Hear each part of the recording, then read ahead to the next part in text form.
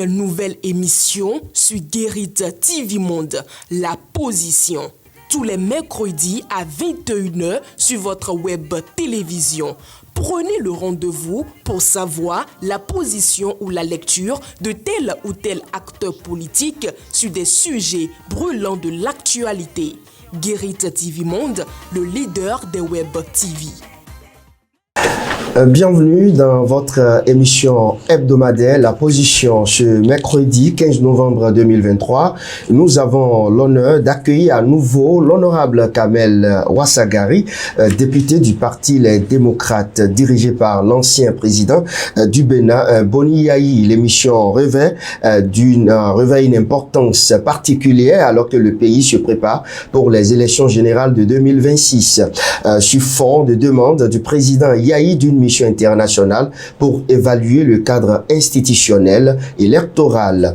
Nous aborderons les questions cruciales qui entourent cette demande et explorerons les perspectives de l'opposition sur la transparence, l'inclusivité et la stabilité politique dans le contexte actuel du Bénin. Mesdames et messieurs, restez avec nous alors que nous plongeons au cœur des enjeux politiques qui façonnent l'avenir électoral du pays. On retrouve notre invité juste après ceci.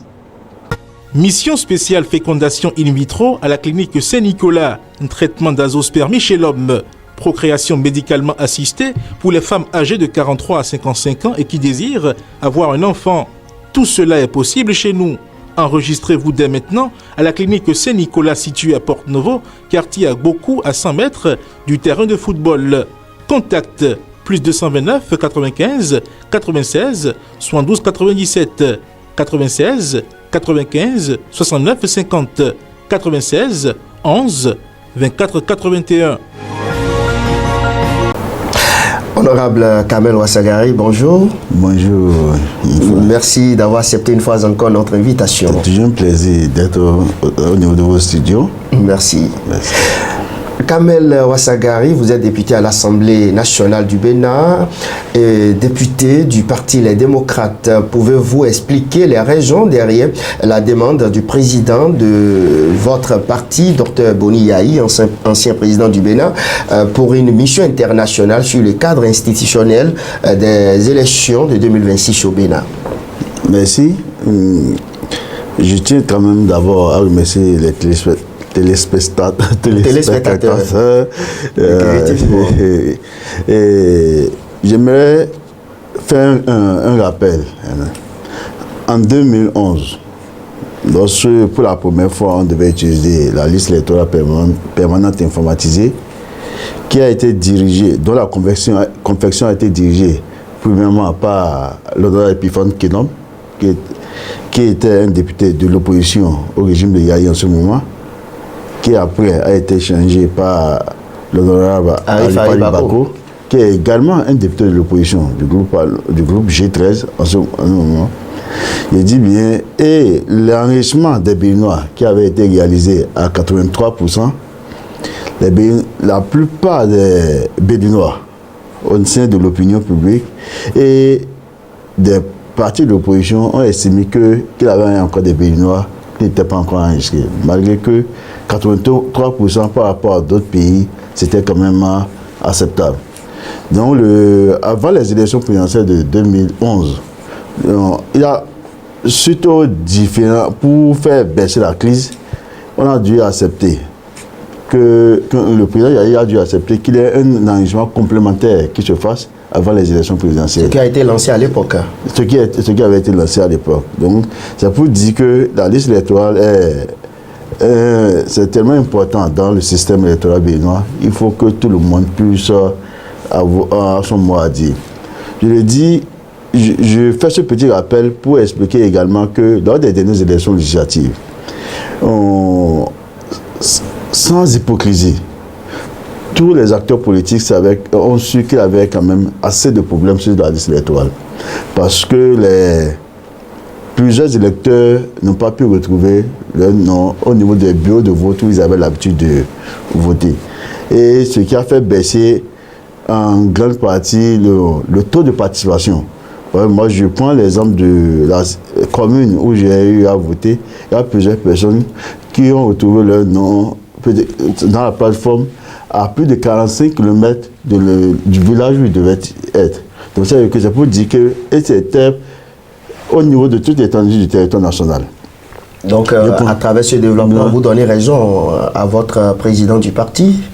Non, j'en viens. Donc, c'est pour dire que c'est peut-être que ça fait partie des raisons pour lesquelles le DG Anipa Goubedji a été remplacé parce que la liste électorale a été mal confectionnée. Et les prochaines élections générales, les élections de 2026, de janvier 2026, ce sont les élections législatives et les élections communales. Et ce ne sont pas des élections communales, c'est les élections de proximité. Plus que même les élections législatives. En parlant des élections locales, communales, et il serait difficile que quelqu'un étant dans une circonstance, parce que la circonstance électorale en ce moment, en ce qui concerne les élections communales et municipales, c'est l'arrondissement. Voilà que les gens ne se retrouvent plus dans leur village et la majorité dans leur arrondissement. Quelqu'un qui vote, pensant voter pour un candidat de son arrondissement, serait obligé de quitter l'arrondissement pour aller voter ailleurs. Donc, on se dit que ça peut amener assez de problèmes. Parce que on sait que dans les pays qui ont des difficultés, c'est surtout souvent à la suite des élections mal organisées.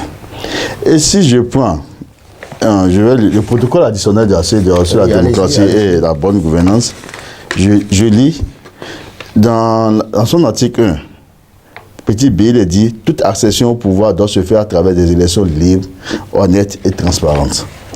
L'article 2, l'article 3 plutôt du même protocole, dit « Les organes chargés des élections doivent être indépendants et ou neutres et avoir la confiance des acteurs et protagonistes de la vie politique. En cas de nécessité, une concertation nationale appropriée doit déterminer la nature et la forme des 10 organes. » Et je lis l'article 5 en dernière position qui dit « Les listes électorales seront établies de manière transparente et fiable avec la participation des partis politiques et des électeurs qui peuvent les consulter en tant que de besoin. » Je cite ces 3 articles pour dire qu'au Bénin, la liste électorale aussi est faite par une institution qui est sous la présidence, sans l'implication des partis politiques. Et comme je l'ai démontré plus tôt, tantôt, il y a eu des difficultés. L'objectif recherché par le président Boni, c'est qu'il faut que toute la classe politique puisse voir ce qui se passe au niveau de la politique et apporter sa contribution pour améliorer cette liste. Comment votre parti, les démocrates, envisage-t-il la participation de l'opposition dans les instances chargées d'organiser les prochaines élections générales? Nous sommes convaincus, comme le dit le protocole additionnel de la CEDEAO, que le président Patrice Talon va accéder à notre requête pour qu'il y ait une large consultation des acteurs politiques et ensemble réfléchir pour voir comment l'opposition pourra vraiment participer aux différentes structures qui organiseront les élections. Le président Yahi mentionne l'absence d'élections inclusives depuis 2016. Oui. En quoi pensez-vous que les élections précédentes ont été exclusives? C'est vrai que pour une fois, depuis l'arrivée du président Talon, il a eu la participation en griffe des partis de l'opposition. Parce que, comme vous devez savoir, en 2019, l'opposition a été complètement exclue des élections. Mais ce n'est pas parce que, malgré la caducité des documents électoraux, malgré l'armatan, comme l'a dit le président de la Sénat, l'opposition, en l'occurrence le Parti des démocrates, s'est tu que tout va bien. Nous, notre objectif, étant donné que c'est les premières élections générales que nous organisons en 2026, il faut que tout le monde puisse contribuer. Il faut que ces élections soient libres et transparentes. Parce que ça soit une réussite.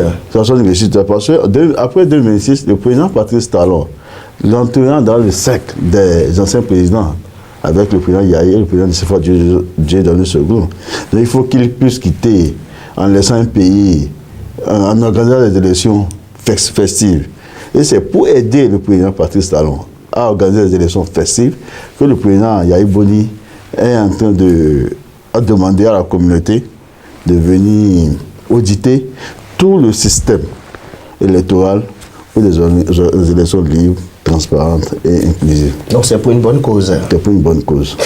Kamel Ouassagari, dans le contexte actuel de stabilité au Bénin, pourquoi pensez-vous que la demande d'une mission internationale est nécessaire avant les élections générales de 2026?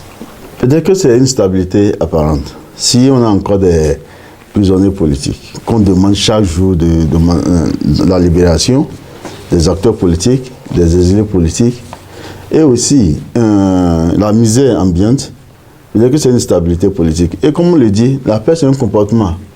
Et c'est l'amélioration de ce comportement pour que la paix continue toujours pas perdurer dans ce pays qui nous amène à demander à travers le président Yahya Boni, et comme, pas à travers le président Yahya Boni, mais à travers le parti des démocrates, l'implication de tous ceux qui peuvent contribuer à l'atteinte de cet idéal de paix.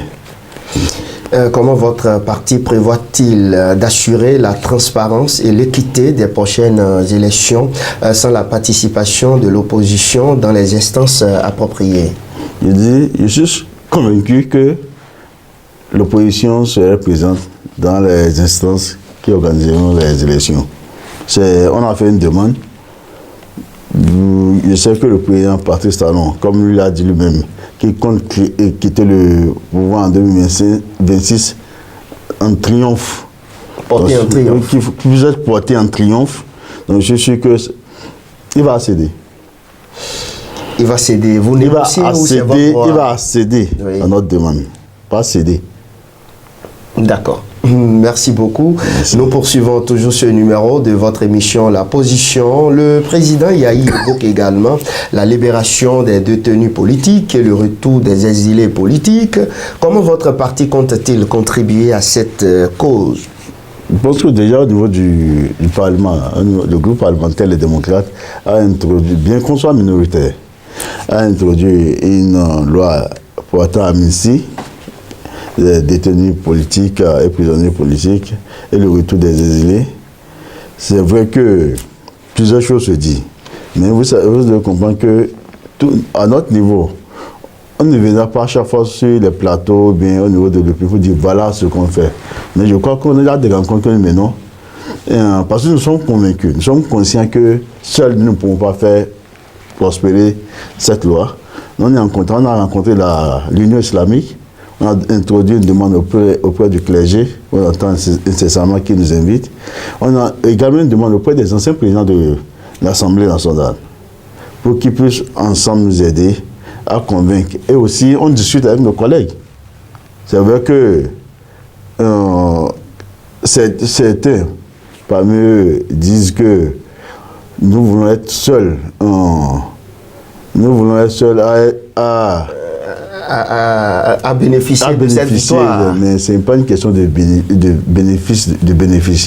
Il suffit de voir des gens en prison pour comprendre que l'objectif, c'est la libération de ceux-là, ceux qui sont en prison. S'ils veulent, ils peuvent introduire. La loi n'empêche pas. Ceux qui pensent que c'est le parti des démocrates qui peut en bénéficier, peut également introduire une proposition de loi. Et cette proposition de loi peut être traitée. On serait même fier de dire que c'est la proposition introduit par telle personne qui nous a permis tel groupe parlementaire qui nous a permis de sortir ces gens.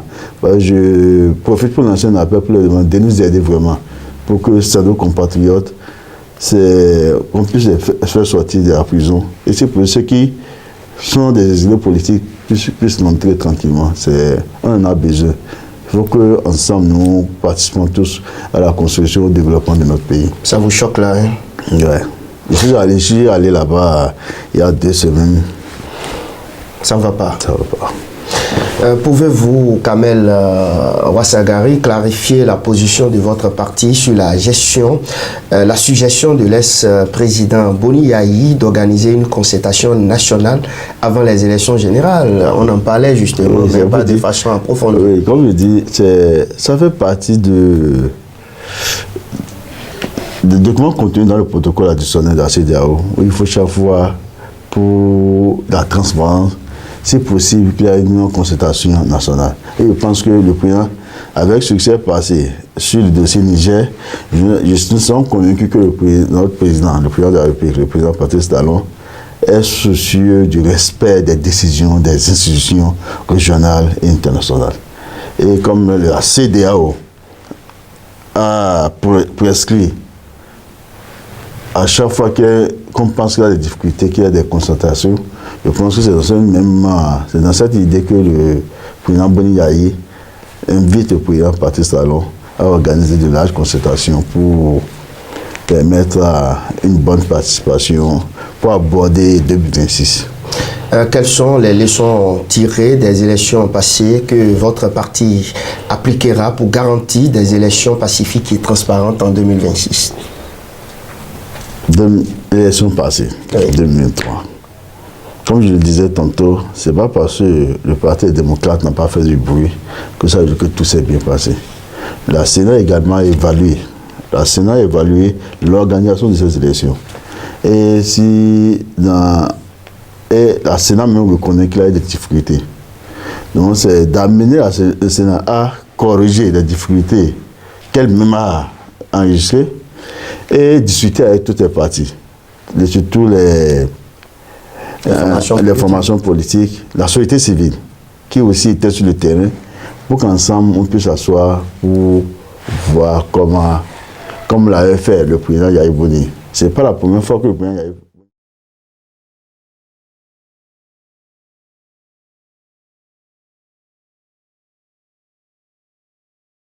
de venir évaluer la liste électorale. Au lendemain des élections communales de 2015, il a également demandé à l'OIF de venir auditer la liste électorale et après aussi tout le système électoral. Ce qui a été fait avec comme chef mission, si j'ai encore bonne mémoire, le général Siaka Sangaré, qui était chef de mission de l'OIF, pour évaluer le système. Tout ça, ce qui a permis d'organiser les élections de 2016 et a également permis à quelqu'un qu'on traitait d'exilé de venir prendre le pouvoir à celui qu'on dit qu'il a exilé. Nous tendons progressivement vers la fin de cette émission. Comment votre parti compte-t-il traiter les critiques selon lesquelles cette demande pourrait être interprétée comme une tentative de déstabilisation plutôt que de recherche de transparence électorale? Il y a ceux qui disent que ils font des critiques. Je fouillais sur le net et voilà qu'ils étaient au devant de la scène en 2010 pour demander l'implication de tout un chacun dans la confession de la liste. Vous voulez parler de qui? Ceux qui sont aujourd'hui dans la mouvance présidentielle. Qui, par exemple, vous êtes tombé sur la vidéo de qui? Ceux qui sont presque la majeure part des leaders de la mouvance. Ah, d'accord. Vous avez peur de donner le nom? Non. Ce qui est pas, c'est pour vous protéger aussi. D'accord. Ok, allez-y. Qui demandait il faut qu'il y ait une mission indépendante pour contrôler la gestion de la liste électorale. Donc aujourd'hui, si cette même personne passe, peut-être qu'ils pensent que ils sont bénéficiaires des petites erreurs de cette liste, mais je tiens à leur dire que rien n'est éternel. Et en matière politique, surtout en matière d'élection, rien n'est gagné d'avance. Et c'est toujours mieux si on pense qu'on est majoritaire, de poser des actes, parce que demain on peut être en minorité. Donc c'est pour ça que je dis aujourd'hui que la recherche de la paix, le cap de 2026 doit amener tout un chacun à ce que, surtout qu'on est à la fin d'une mandature de 10 ans du président Patrice Talon, et qu'on le veuille ou pas, c'est un autre président qui vient en 2026, qu'on puisse entamer la présidence du futur président dans la paix et la tranquillité. En tant que député du Parti Les Démocrates, comment justifiez-vous cette demande de mission internationale à la lumière des développements positifs et de la stabilité actuelle au pays? J'ai dit, il n'y a pas de stabilité, il y a une stabilité apparente. C'est pas parce que certaines personnes... C'est votre position. Oui, il y a une stabilité apparente, les gens le savent. Si on voit, il suffit d'être au sein de la population, de voir ce qui se passe un peu. Par exemple, il dit que il faut renforcer cette stabilité. Et pour renforcer cette stabilité, il faut que des experts neutres viennent quand même et ensemble pour évaluer. Je ne sais pas qu'est-ce qui fait peur. Si on estime que on a la majorité et qu'on a gagné les élections dans les règles de l'art, qu'est-ce qui fait peur que d'autres personnes viennent voir un système électoral où l'opposition qui a pris part n'a personne. Donc si on refuse de voir, c'est qu'on cache quelque chose. Sinon, moi, je dis que je suis fort. Et j'ai peur que quelqu'un vienne contrôler peut-être l'arbitre qui va déclarer qu'il est fort. Bon. Mais je ne sais pas de quoi ils ont peur quand même. Mais je suis convaincu que l'expertise étrangère des institutions qui, d'une manière ou d'une autre, valide la crédibilité de nos élections, permettra quand même à toute la classe politique, aux acteurs politiques, d'être plus rassurés. Et d'aborder 2026 dans la paix et la tranquillité, pour le bonheur de nos populations. Parce que je ne souhaiterais plus qu'on revive les événements de 2019 pour aller difficilement. Ce soir, qu'on dit que les voies sont bloquées, les situations que je n'ai plus vivre, et c'est pas bon pour l'image du pays. Et comme vous devez le savoir, en 2023, quand tout le monde n'a plus pas, on n'a pas vécu ces événements. Donc, il faut améliorer, parce que, je le disais, il y a les élections communales, où c'est plus difficile. Si quelqu'un qui vote pour un candidat qui espère devenir son maire ou bien son conseiller, trouve que c'est quelqu'un d'autre qui occupe la base, son vote a été fait pour un autre arrondissement, ça peut créer des problèmes. Et c'est pour éviter tous ces problèmes qu'il faut qu'on audite le processus électoral de notre pays. Nous sommes à la fin de cette émission. La position de ce mercredi 15 novembre 2023. Votre conclusion? Merci, ça passe toujours vite si on vient au niveau de nos plateaux. Et je veux demander juste une chose au président de la République. Je dirais deux choses. Premièrement, c'est d'accepter que notre système électoral soit, que les institutions, l'OIF, la CEDEAO, l'Union européenne, les États-Unis, toute personne, toute institution qui peut contribuer à l'amélioration de notre système électoral puisse venir pour quand même permettre de rassurer tous les acteurs politiques. Là, je suis convaincu comme ça, en 2026, il partira en triomphe, comme il a dit. Il serait porté en triomphe. Personne n'est contre le président de la République. Mais les gens veulent que, au moment où il laissera le pouvoir à une autre personne, que ce soit dans la joie et la fête. Et ma deuxième demande, c'est de tout faire. Soit, si l'Assemblée nationale est en train de traîner pour voter une loi d'amnistie, il a encore les cartes en main pour une grâce présidentielle. On peut faire une grâce présidentielle, après l'Assemblée peut agir. Il a encore la carte en main pour faire libérer les détenus politiques. Ils sont nombreux. Surtout qu'il y a au moins un certain nombre d'étudiants qui sont en train de rater leur 4e année universitaire. Ça, c'est une demande que je veux faire. Vous faites en tant que citoyen ou en tant que député, les démocrates? Le député est un citoyen. Et comme le disent les Ivoiriens, il peut voir dedans pour pouvoir sortir ces détenus. C'est une doléance. Une doléance. Merci beaucoup, honorable Kamel Ouassagari. C'est moi. On espère vous retrouver une autre fois. Je suis toujours disponible. Merci. Okay. Voilà, mesdames et messieurs, c'est définitivement terminé pour ce numéro de votre émission La Position. C'était donc avec l'honorable Kamel Ouassangari, député du parti Les Démocrates. Il vient donc de décrypter le dernier message du chef de l'État, de l'ancien président Boni Yayi, en ce qui concerne l'organisation des élections générales en 2026 en République du Bénin. Une fois encore, merci à vous et à mercredi prochain. Au revoir. La position, tous les mercredis à 21h sur votre web télévision. Une nouvelle émission sur Guérit TV Monde, La Position. Tous les mercredis à 21h sur votre web télévision. Prenez le rendez-vous pour savoir la position ou la lecture de tel ou tel acteur politique sur des sujets brûlants de l'actualité. Guérit TV Monde, le leader des web TV.